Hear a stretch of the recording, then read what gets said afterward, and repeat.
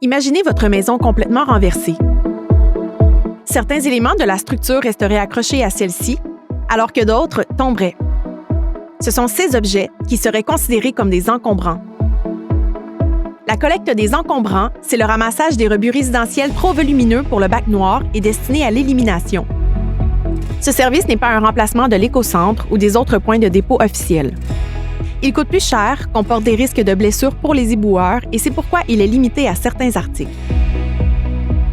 Les matières acceptées sont les meubles, matelas, lits et sommiers, les gros électroménagers sans gaz réfrigérant, comme la cuisinière ou la laveuse, les chauffe-eau, barbecue sans la bonbonne, vélos, filtres de piscine sans sable, les carpettes, toiles ou bâches bien attachées et roulées, ainsi que les objets de plastique ou de métal coupés en sections de 1,5 m de largeur maximum.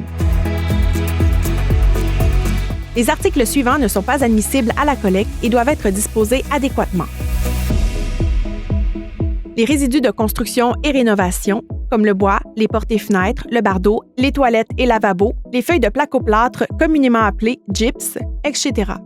Les pneus sans jantes, ils doivent aller à un point de dépôt officiel. Les appareils réfrigérants, frigos, congélateurs, climatiseurs, les appareils électroniques, téléviseurs, ordinateurs, cellulaires, etc. Les résidus domestiques dangereux, peinture, huile, bonbonnes, chlore, etc. Les appareils à essence, tondeuses, souffleuses à cause des risques d'incendie. Les pièces automobiles, embarcations, spas qui sont trop volumineux, les branches. Les boîtes et sacs remplis de déchets ne sont pas des encombrants et doivent être déposés dans le bac noir. Comment participer à la collecte?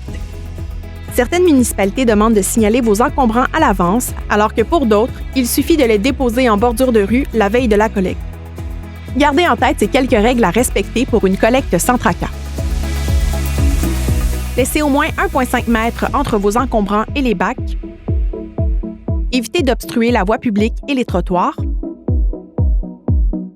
Attachez solidement les objets qui pourraient se dérouler.